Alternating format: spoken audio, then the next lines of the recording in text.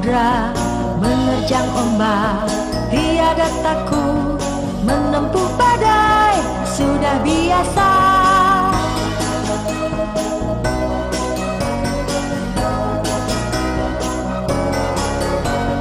Angin bertiup, layar terkembang, ombak berdebar di tepi pantai.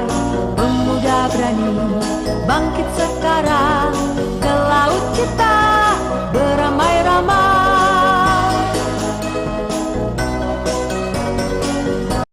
Bismillahirrahmanirrahim. Assalamualaikum warahmatullahi wabarakatuh.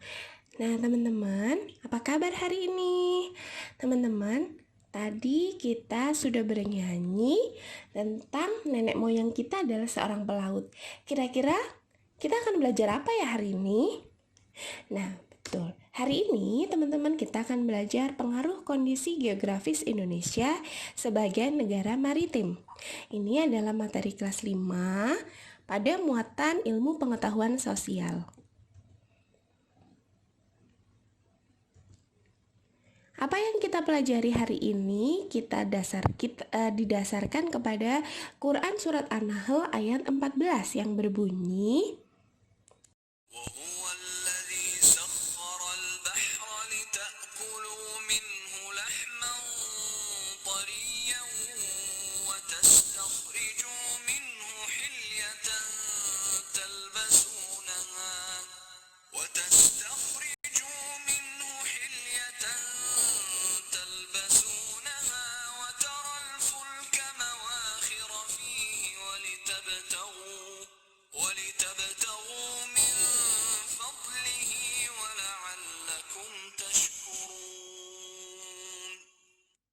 dan dialah yang menundukkan lautan untukmu agar kamu dapat memakan daripadanya daging yang segar atau ikan, dan kamu mengeluarkan dari lautan itu perhiasan yang kamu pakai, dan kamu melihat berbagai bahtera berlayar padanya, dan supaya kamu mencari keuntungan dari karunia-Nya, dan supaya kamu bersyukur. Nah, dari ayat ini teman-teman, berarti kita tahu bahwa terdapat banyak sekali potensi yang berada di lautan. Kenapa ya kita membahas tentang lautan? Emang kita mau membahas apa sih? Nah, baik. Sebelumnya tadi kita sudah tahu bahwa kita akan membahas tentang pengaruh kondisi geografis Indonesia sebagai negara maritim. Lalu, negara maritim itu apa ya, teman-teman? Ada yang ingat atau ada yang sudah tahu?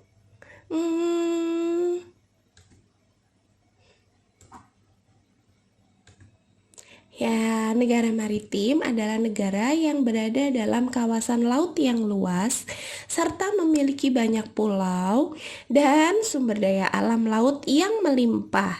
Jadi, negara maritim itu terdiri dari banyak pulau, dan jika dilihat dari potensinya, memiliki potensi sumber daya alam yang melimpah di laut.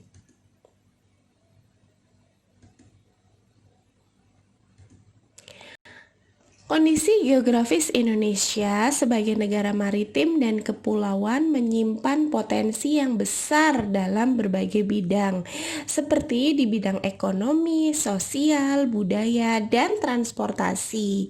Teman-teman, kita bahas satu-satu ya. Yang pertama, pengaruh kondisi geografis Indonesia terhadap ekonomi masyarakat. Kondisi geografis di sini maksudnya adalah pengaruh kondisi geografis Indonesia sebagai negara maritim ya teman-teman. Nah, besarnya peluang ekonomi dari pemanfaatan potensi sumber daya laut yang sedemikian besar ini tentunya dapat memberikan kontribusi bagi kehidupan ekonomi masyarakat Indonesia, seperti terbukanya lapangan pekerjaan, industri, dan perdagangan, hingga pada akhirnya juga akan memberikan kontribusi bagi kesejahteraan bangsa. Jadi, dengan kondisi geografis Indonesia sebagai negara maritim itu banyak berkontribusi pada bidang ekonomi teman-teman. Contohnya terbukanya banyak lapangan pekerjaan karena ketika kebanyakan daerahnya merupakan suatu kepulauan, di situ banyak laut, banyak pantai, di situ akan adanya sektor pariwisata, teman-teman. Dan di situ terdapat lapangan pekerjaan, ataupun dengan hasil kekayaan laut yang melimpah juga rakyat sekitar bisa bekerja sebagai nelayan, bahkan bisa ikut terjun dalam pemanfaatan industri laut seperti hasil ikan, perhiasan, kemudian bisa juga rumput laut dan segala sumber daya alam laut lainnya yang dapat dimanfaatkan, sehingga akan memberikan kontribusi bagi kesejahteraan rakyat. Yang berikutnya adalah pengaruh kondisi geografis Indonesia sebagai negara maritim terhadap kehidupan sosial masyarakat. Nah, kita lihat teman-teman, di sini ada peta Indonesia yang terdiri dari banyak pulau. Bandingkan dengan negara lain, teman-teman. Rata-rata negara lain itu terdiri dari satu pulau yang merupakan satu negara. Tapi di Indonesia itu banyak sekali pulau-pulau, teman-teman, bahkan sampai ribuan, dan posisinya terletak di antara negara-negara lain. Nah, apa sih pengaruhnya? Kita lihat ya, di atas ada negara-negara ASEAN. Kemudian kalau kita lihat ke bawah lagi, ini tertutup ya teman-teman, ada Australia di bawahnya. Apa sih pengaruhnya? Nah, sebagai negara maritim dan kepulauan yang berada di antara benua Australia dan Asia, membuat pengaruh terhadap kehidupan sosial budaya bangsa. Hal ini bisa terjadi karena dengan posisi tersebut menyebabkan Indonesia menjadi jalur perdagangan dunia. Maksudnya di sini jalur laut ya teman-teman, jalur laut maupun jalur udara. Banyak pedagang dari berbagai negara di seluruh belahan bumi ini akan melewati dan mampir ke Indonesia. Karena Indonesia berada di jalur perdagangan dunia, teman-teman. Tuh lihat, ada banyak negara di sekitar pulau-pulau di Indonesia. Berikut adalah beberapa pengaruh Indonesia sebagai negara maritim di bidang sosial. 1. Komunikasi dan interaksi antar penduduk menjadi lebih mudah, baik antar warga Indonesia maupun orang Indonesia dengan warga asing. Hal ini didukung adanya kemajuan teknologi di bidang pelayanan antar pulau dan antar negara. Nah, dengan posisi Indonesia yang menjadi negara maritim, teman-teman, Indonesia itu menjadi lebih mudah untuk berkomunikasi dengan negara lain, teman-teman. Tuh, kita lihat ilustrasinya ya. Karena posisi geografis Indonesia yang memang sangat strategis. Selanjutnya, terjadinya pembauran atau pencampuran atau peleburan nilai-nilai antar pulau dan antar negara. Yang ketiga, terjadinya perubahan perilaku masyarakat karena pengaruh masuknya pola dan nilai perilaku dari pulau, daerah maupun negara lain. Ya teman-teman, jadi di sini terkadang terjadi pembauran, pencampuran antara nilai-nilai yang merupakan nilai asli Indonesia dengan nilai-nilai yang terdapat di negara asing, sehingga kita banyak mengenal budaya-budaya asing. Meskipun Indonesia juga mempunyai ciri khas budayanya, tetapi Indonesia juga bisa mengenal atau bisa terjadi pembauran atau pencampuran nilai-nilai antar pulau bahkan antar negara. Nah, ini dia ilustrasinya teman-teman. Di situ kita lihat ada orang Indonesia yang sedang bermain alat musik dengan orang Indonesia. Selanjutnya, pengaruh yang keempat adalah munculnya perkampungan-perkampungan etnis tertentu seperti pecinan dan kampung Arab.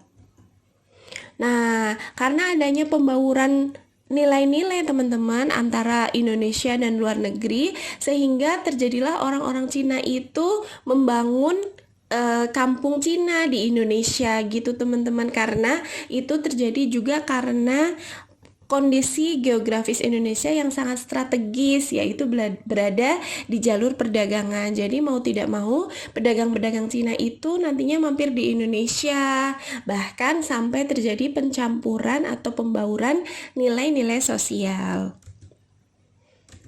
Yang kelima adalah terjadinya perpindahan ilmu, pengetahuan, dan teknologi. Nah, dengan strategisnya posisi Indonesia, terjadi perpindahan ilmu, pengetahuan, dan teknologi, teman-teman. Jadi, kita bisa memanfaatkan ilmu atau pengetahuan dan teknologi yang kemudian kita adopsi dari luar negeri ke Indonesia. Maksudnya kita bisa belajar banyak ilmu baru dari luar negeri maupun antar pulau. Selanjutnya adalah pengaruh kondisi geografis Indonesia terhadap budaya masyarakat. Kondisi geografis Indonesia yang terdiri dari ribuan kepulauan mengakibatkan beragamnya budaya bangsa Indonesia. Di antaranya adanya keragaman suku bangsa, keragaman seni budaya, keragaman bahasa, religi. Nah, karena kita mempunyai banyak sekali pulau, teman-teman, jadi akan terjadi banyak keragaman. Kita tahu sendiri di Indonesia banyak sekali suku bangsa, ada religi atau agama, yaitu meliputi Islam, Katolik, Kristen, Hindu, Buddha, dan Konghucu. Kemudian ada seni budaya yang sangat beragam antar pulau, teman-teman, seperti tari-tarian, kemudian rumah adat, baju adat, semua merupakan kekayaan budaya yang dimiliki oleh Indonesia. Begitupun bahasa yang kita mempunyai keragaman bahasa yang berbeda-beda setiap pulaunya. Tuh, kita lihat, teman-teman, di sini ada banyak sekali macam-macam budaya, rumah adat, tari-tarian, dan baju adat. Dampak Indonesia sebagai negara maritim terhadap kebudayaan. Nah, yang pertama adalah mulai mengenal budaya asing. Yang berikutnya, meniru gaya hidup dari negara luar.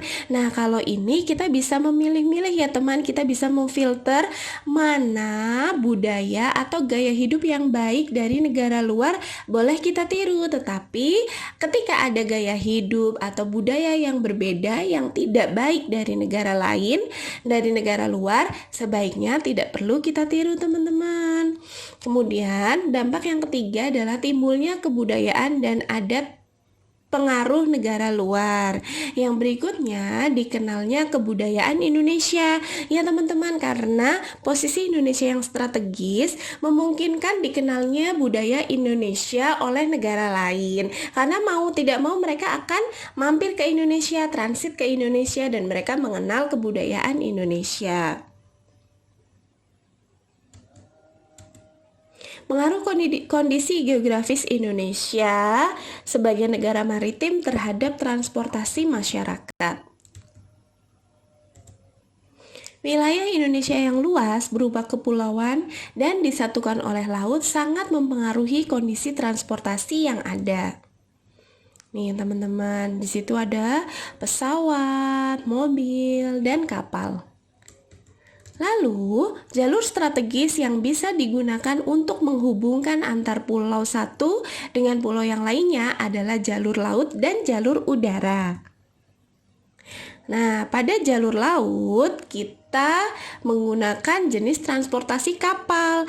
Kapal membutuhkan pelabuhan untuk berlabuh. Jadi, pelabuhan adalah salah satu sarana untuk memajukan bidang transportasi agar transportasi antar pulau bahkan antar negara bisa berjalan dengan baik dan lancar. Kemudian, untuk transportasi udara, kita menggunakan jenis transportasi pesawat dan kita memerlukan bandara sebagai sarana transportasi yang dapat memadai. Kemudian, teman-teman, berikut ini adalah macam-macam bandara yang ada di Indonesia. Kita simak ya. Sumatera Utara, Sumatera Barat,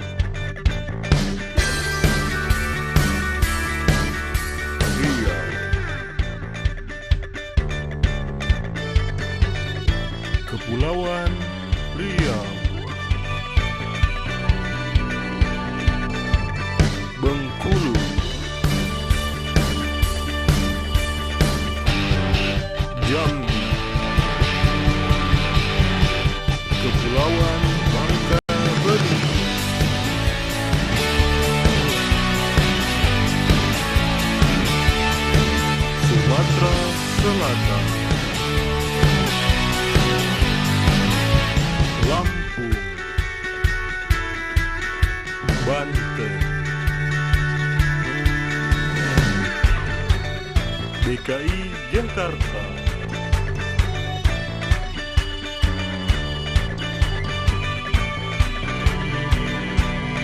Jawa Barat, Jawa Tengah, DI Yogyakarta, Jawa Timur,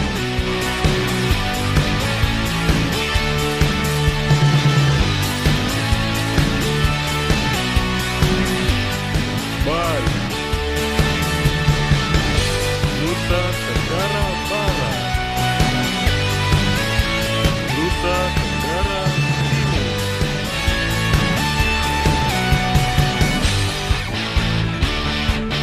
Kalimantan Barat, Kalimantan Tengah, Kalimantan Selatan,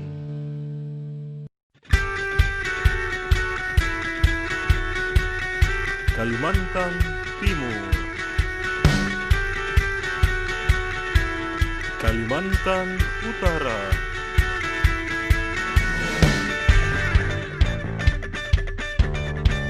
Sulawesi Selatan,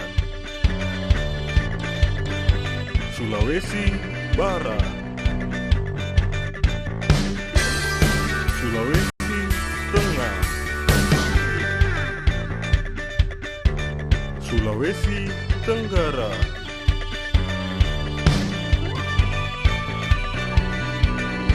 Gorontalo,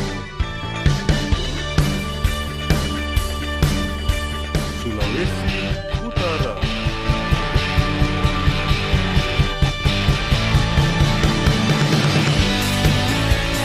Maluku Utara, Maluku,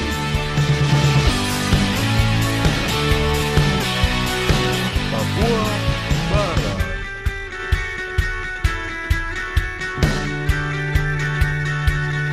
Papua.